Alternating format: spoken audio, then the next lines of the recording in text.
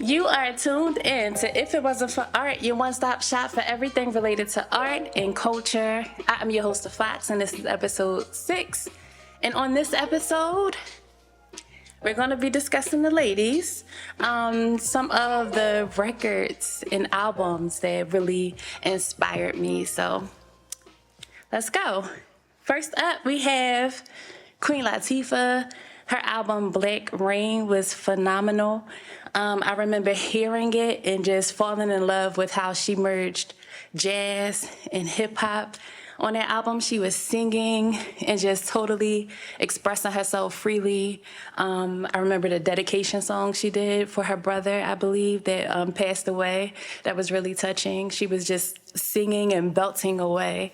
So it just gave me, I guess, permission to not just be a rapper or explore poetry, but just to express myself through all different avenues. So Black Rain was a phenomenal album by Queen Latifah. What's another one? Oh, Just Another Day.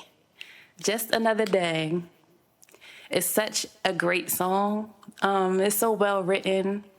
She was singing on the hook, and she was just so proud of her city, Jersey, just singing about the things that went on in her neighborhood and her environment. And it was rough in the song. She described, somebody getting jacked, I believe, but she made it sound so beautiful and melodic. And Black Rain was a phenomenal album by Queen Latifah. What's another one? Il Nana by Foxy Brown. Looking back, that title and her age is a little controversial, but the album was definitely dope. I remember hearing Take Me Home or Take You Home with Blackstreet in it, and it's like the perfect radio single. It sounded grown back then, but even now it still sounds like really, really good. She was just describing just making a guy and a guy applying pressure. And I feel like guys don't apply pressure anymore in today's society. What she say? Jumped in the passenger seat, relaxed my feet as I threw on Blackstreet casually. Like, guys don't be wanting to drive no more. Like, goodness, like, I got to drive to you for a date. No. So, fellas, bring back the pressure. Like, we need that energy. But yeah, Il Nana by Foxy Brown was definitely a classic album and body of work that just really pulled me in and made me want to learn how to write songs that could sound really good on the radio. What's another one? Hardcore by Little Kim. So, Hardcore by Little Kim, like, just the title alone just draws you in. Like, is it going to be hardcore? Is she rapping? Or is it going to be hardcore because it's rated X or triple X, right? So I remember just looking at some of the photos and just being so, like, intrigued around, like, the fashion. Little Kim has some of the best photos to me in hip-hop history as it relates to fashion and style. That album was raw. And I remember hearing No Time. I had to be in like middle school, and it used to come on the countdown on the radio, Power 99, and I used to listen for that song specifically. The video just screamed glamour. I believe it was like black and white. They had like some like color in it. And yeah, Little Kim, her fashion is just like so phenomenal. What else? Oh, Queen Bee. That's not the title of the song, but y'all know what I mean. That beat, like if Peter Piper pecked him, I bet you Biggie. Like, yeah, she really killed that John. That's my favorite record off of there. Stay That B. What else? Yeah, Hardcore is a classic all around. Oh, and I feel like our generation don't give the younger generation grace because Little Kim, her lyrics were raw, and they were considered raunchy.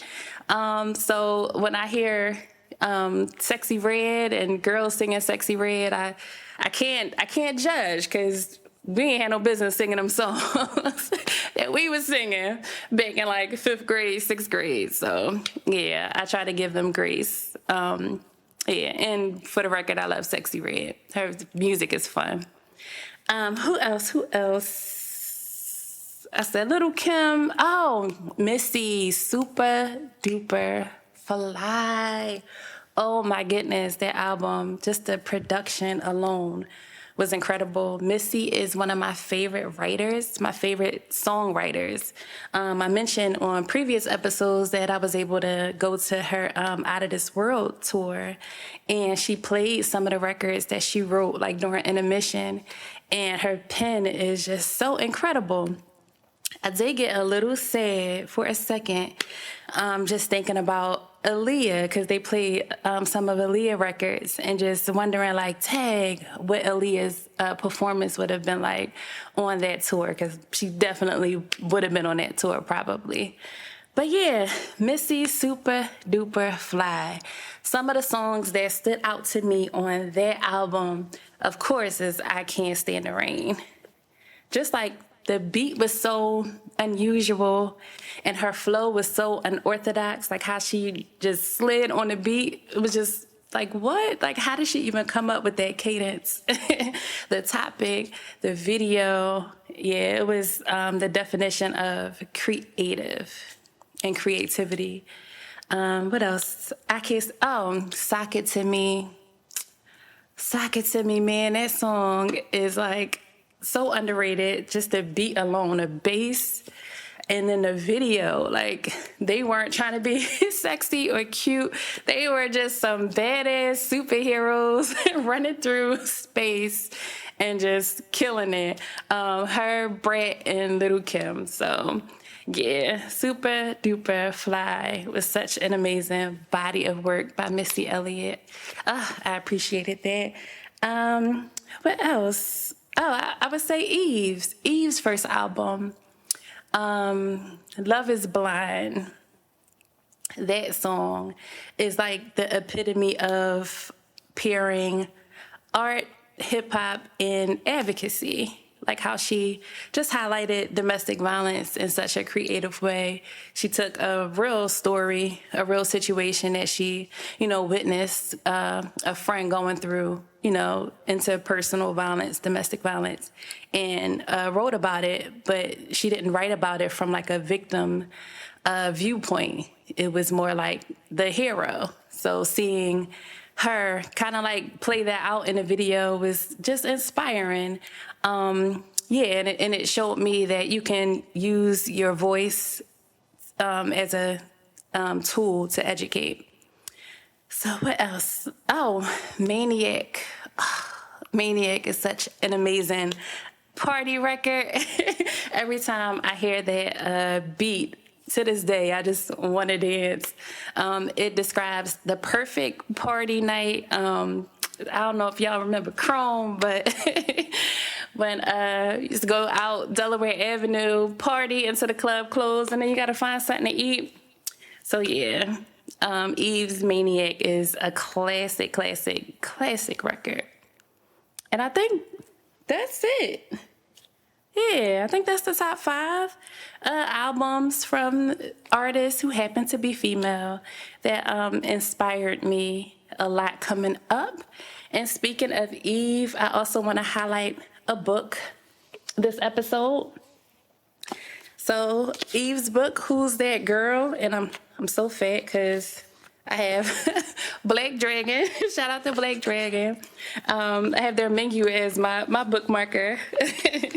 But I had some of my mentees read Who's That Girl by Eve, and the book was really well written. She spoke a lot about her upbringing, where she was from in Philly, of course. But what was some of the things that stood out? Some of the things that stood out to me in this book was just that although she had a really strong support system, The guys that she was around were really protective. That's how she described them. She still had challenges breaking through in the industry as a woman, being counted out, being underestimated. So although she broke so many records and sold so many records, she still was looked at as if, she wasn't going to perform well, despite being extremely talented. So another point that stood out to me on the book was just safety, how important it is for you to be mindful of your surroundings, who you with. Don't put your drinks down just unattended. She spoke about somebody putting something in her drink and, how that happened. I don't want to tell too much of the book because I want y'all to go get it and go read it because it was an amazing read. But yeah, what else stood out to me? She spoke a little bit about her love life too, and that was interesting. And she spoke about addiction. So yeah, you guys should read it. It was a great read, and I'm a huge, huge Eve fan. So yeah, shout out to Eve, and Who's That Girl was an amazing book. Go get it. And yeah, I think that's it for episode 6. Thanks for watching, and I will see you next time. Peace.